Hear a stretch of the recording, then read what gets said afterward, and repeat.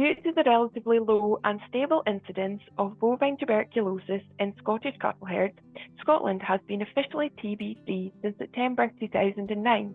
However, following the movement of infected cattle, there has been a recent outbreak of TB in the Ayrshire area. This has resulted in a 52% increase in the number of new herds in Scotland identifying bovine TB within them in the 12 months to March 2023. In this video, Sarah Tomlinson from the TB Advisory Service will give an overview of the current bovine TB situation in Scotland and share some practical advice as to how Scottish farmers can help to maintain our officially TB-free status. So my name's Sarah Tomlinson. I am really just a farm vet from Derbyshire, but my main day-to-day role now is part of the TB Advisory Service, which is a DEFRA-funded service for English cattle keepers and also keepers of non-bovine TB-susceptible species. And we deliver training to vets for them to go out and deliver basically biosecurity sort of risk assessments really for their farmers to see what they can do to manage the disease, either, get out of restrictions quicker or even prevent the next breakdown. And there is this little spike that's happened in specific areas. So Scotland is officially TB free, which means that there is, I think it's less than 0.2% of herds at any one time having TB. So that's a status that is awarded, I guess, to a country for being TB free. And these little sort of hiccups and spikes that happen don't affect that if we keep them as just that, those little spikes and hiccups. We know that those areas, it's been purchased cattle that's brought it into the areas. And at the moment, there's no evidence that there is TB in the wildlife populations. And I guess today's role and my role today is to talk about how we keep it that way. Because Scotland is officially TB free, and that's a massive thing to be. But cattle will bring TB into Scotland, and there are ways that we can control that and reduce that risk out with the government having to put new policies and things like that in place. In England, we have a 25-year eradication policy. We have a lot of strict rules and regulations. We have different areas of England that are split into high-risk, edge and low-risk areas. Our low-risk area is very similar to Scotland. We have really, really low levels of TB generally, no infection in the wildlife. We just have these little flare-ups. We call them hotspots that happen, but generally, the method that we use to deal with them, they stop, just like you have in Scotland. The high risk areas, that sort of traditional TB heartland, the Southwest and West Midlands, where historically TB has been really, really bad, and those farmers have suffered for years with TB. But actually, the good news is we're actually, as a country, on the lowest levels of bovine TB since about 2008. So our policy and our eradication strategy is very much working. We have, however, got the edge, which is where I sit in Derbyshire, where we just seeing a little bit of spread, and actually our edge strategy, I think, is where we need to concentrate. Wales is similar in that they've got three different sort of areas. They have their high risk area, their low TB incident area, and then their intermediate area, they call it. And again, very similar, that sort of high risk areas where farmers have suffered with TB for quite a long time, and then the lower risk areas where TB isn't quite so bad. Those lower risk areas tend to be where you've got less cattle density anyway. So the policies are risk assessed, I guess. So they have more strict policies in those high risk areas and less strict in the lower risk areas. I think you've got to be a little bit careful in that you're dealing with quite small numbers. So any increase looks like a big increase. So they are still relatively small numbers of TB breakdowns in a very specific area in Scotland. And like I said, we know that has come into that area through purchased cattle. It then comes onto a farm, and TB is an infectious disease, just like any other infectious disease, spread by aerosols and contact in the environment. So that's what we can talk about. That's what we talk about on our TB advisory service visits, is how to reduce that risk of spread. And then those cattle are then sold on, and they take that infection with them, because part of what we do at the TB Advisory Service is actually understanding the skin test. And in some respects, it's very good. We know that a reactor on the skin test, we're 99.98% certain that they are infected animals. The downside of the skin test is its sensitivity, which is the sort of probability of finding all the infected animals. So sometimes we miss some. So it's about 80% if the test is done well.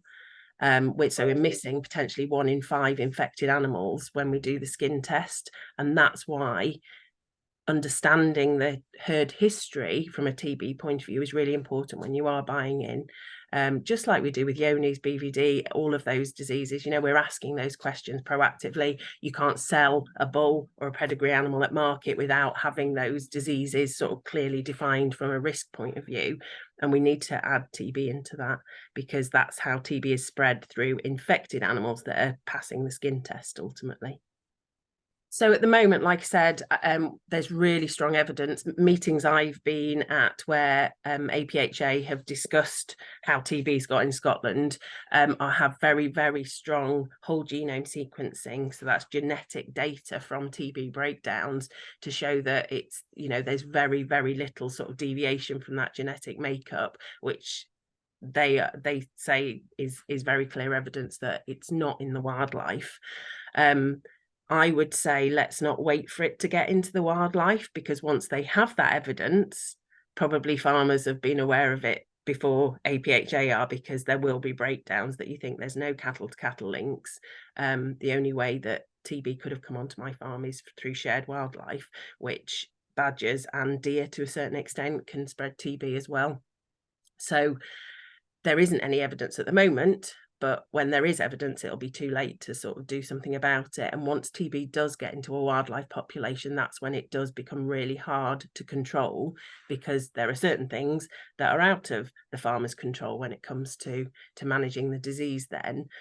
So it is a respiratory disease, and thankfully we don't actually see it because our testing strategy takes out infected animals before they become diseased, exactly the same as we're doing on farm every day with Johne's. We're identifying those positive animals on bloods and milk and taking them out before they get sick, because we know that affects their productivity and they can be spreading the disease to everyone else, which I think is part of the issue with farmers and vets engaging with the testing strategy, because actually we think, well, this isn't even a disease that we see, so why we still have the notifiable status and the rigorous skin testing regimes that we have. And I would say actually they're doing what they need to do. So yeah, we take out animals before they get diseased. And again, that can be a problem with understanding the skin test, because when animals go for slaughter as positive skin test reactors and then they don't have visible lesions at slaughter, the farmers and vets go, oh, well, it didn't have it. Thankfully, I say it wasn't diseased, and actually hopefully it was less infectious to other cattle, but it was infected, so it did need to be culled. And I think, again, that's part of our role as farmers and vets to understand that we need to engage in the skin test. It is doing a good job. And that's why we don't see clinical signs in cattle. So we have our screening methods. So it is done on the skin test, which is looking for a certain part of the immune system. So if the animal's been infected with TB, it will react to the skin test, although some animals don't react very well, which is why we miss quite a few infected animals on the skin test. Animals reactors then go to the slaughterhouse. They go onto a commercial slaughter line, and the whole sort of meat hygiene process really is designed to look for TB. So the head lymph nodes get looked at. Obviously the pluck comes out, or the lymph nodes in the chest cavity. The udder gets looked at. Anywhere where we commonly find TB is examined in the slaughterhouse. But again, when most reactors come back as no visible lesions, there probably are some quite small lesions. It's just that the size of a cow's lungs, you know, you're feeling them cutting into them. It's very easy to miss a lesion the size of a pea, but hopefully wouldn't miss a lesion the size of an apple, but that's obviously been there for longer, and that animal potentially has been more infectious. We do have other tests. So there are some antibody tests that can be used in by APHA normally when there's been breakdowns where we're not clearing them with the skin test. And they are quite new. We need to work out how they fit with our policy. There is also the gamma test, which is used quite often. I think probably is used in Scotland, where we do get these breakdowns where lesions are identified. So we think it is a more serious problem on a farm. The gamma test is a blood test, but it's basically the skin test, but just done in a lab. So it's looking for the same part of the immune system. It does find more positives.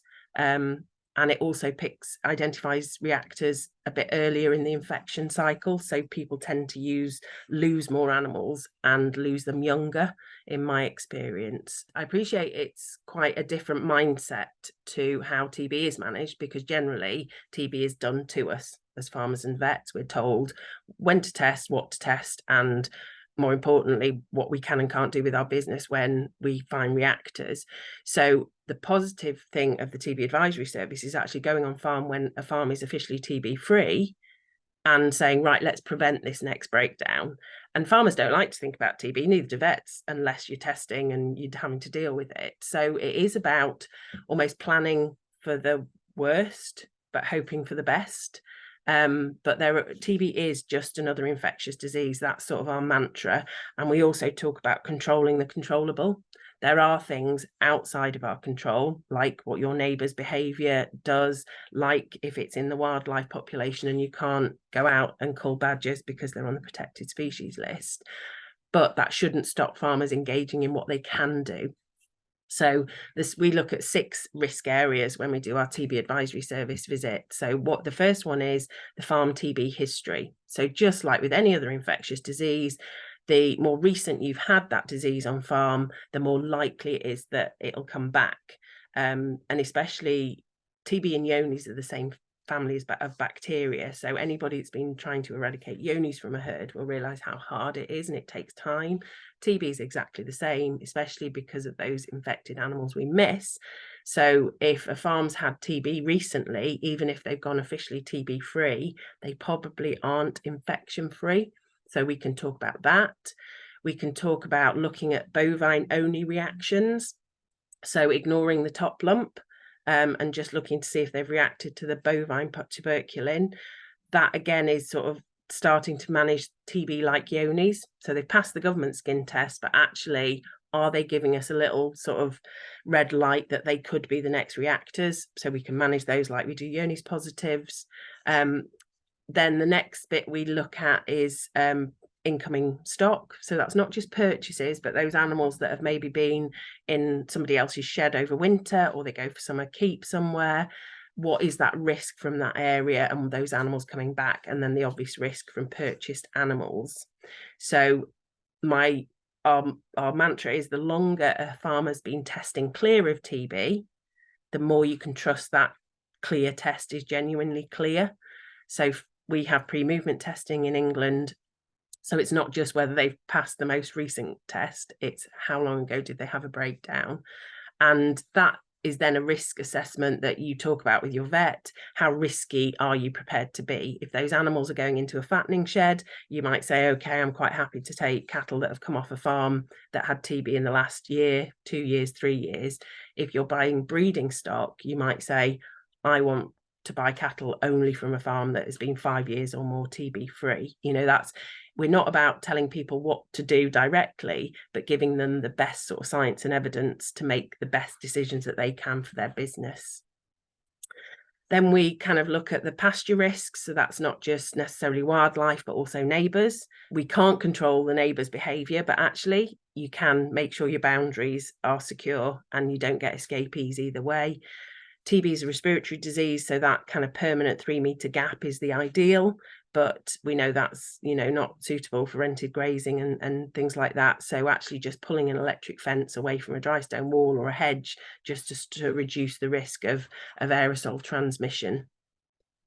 Then we look at the farmyard. So again, what wildlife might be coming in. And in Scotland, this is very much about keeping any cattle infection out of the wildlife as much as the other way round. Same in our low risk area of England. I still talk about the badger proofing solutions that we have just to stop that cattle seeding infection into the wildlife in the first place. Then we talk about, in the farmyard risks, we also include slurry in that. We know TB can be in slurry. So what equipment are you using? Also, what visitors have you got? So vets come onto the farm, foot trimmers, hauliers, where have they been before they came onto your farm? And just being a little bit better at biosecurity. The pig and poultry industry, we've got an awful lot to learn from them, really, from the hygiene that they insist on before visitors come onto the farm. So sometimes our advice is, just have a biosecurity visitor plan, making sure people know where to park, that their vehicles aren't welcome to drive around the farm, that you must dip your boots before you come in, just to keep all infectious diseases out. And then our last risk is really about how TB would impact your business. And for farms that have never had TB, they sort of say this is actually the most rewarding part of the visit, because we talk about what would movement restrictions mean. If you sent a cull cow in just before you're about to start your block calving, and all of a sudden you've got all those mouths to feed because you wouldn't be able to get rid of surplus calves to your normal sort of place. How could you manage those? What would your cash flow look like? What are your options? So in Scotland, you could sell cattle into approved finishing units in England, but they're only in the high risk and edge area, so you'd have quite a way to travel, but that is an option. We look at lots of different ways that and solutions where farmers can just manage TB a little bit better, hopefully reducing the sort of stress and anxiety even around testing, let alone sort of the breakdown situation. We do see TB in some outdoor pig units. There has been TB identified in very, very, very few sheep flocks, and they have been where they've been long-term established flocks within a dairy unit in the southwest that struggled with TB for years. The outdoor pig units, we think, have picked it up from infected wildlife. And then camelids as well. Camelids are really susceptible to TB, so they tend to get quite sick quite quickly. However, you can get, just like in cattle, those ones that can shed TB and spread TB and not seem sick at all. So it is notifiable in all those species. So if it's found at slaughter or diagnosed on post-mortem on, say, a pet, then that flock, that herd would go under restrictions, and there is policy that those animals would have to be tested. Quite a lot of the sheep flocks or the pig units just tend to go for a sort of whole flock herd slaughter, because it's a lot of them are these finishing units anyway. But I want to stress with sheep and pigs, they are these sort of spillover hosts, really, in that we don't think it then spreads between them. It's just they've picked it up. Camelids, obviously, people do get concerned about those because of the public health issue. So people do walks with them, they take them to sort of petting zoos, they go to local shows and things like that. And actually there is no legal obligation to have a CPH or do any movement records. So if farmers are buying cattle in, there is a really great risk-based trading tool for anyone buying from England and Wales. So there's an interactive TB map called IBTB on open access. If they just Google IBTB, it'll come up. It looks like Google Maps. You can zoom in and out, and it has every breakdown herd in England and Wales identified that are under movement restrictions sort of at that time. If you sort of play with it a little bit, you can get 10 years TB history of all those holdings. There's also a health rating, I think they call it, which is sort of the flip side. So it shows every holding and it tells you the number of years TB free. So that's a really useful tool if you've sort of got it in your head, right, I'm buying finishing cattle, but I still want to buy from herds that have not had TB for 3 years. You can look at that particular sort of colour demographic, or look up herds by CPH and postcode. So if you are going to a sale that's catalogued or you're buying privately, it is a really, really useful tool. And even just if you're looking at an area, even if that farm hasn't had TB, you can look at what the TB in that area is like. So again, it's just giving you more information to make that risk-based decision. So control the controllable, look around your farm and think, how would TB arrive? And what are the things I can do to reduce that risk, even if I can't eliminate the risk completely?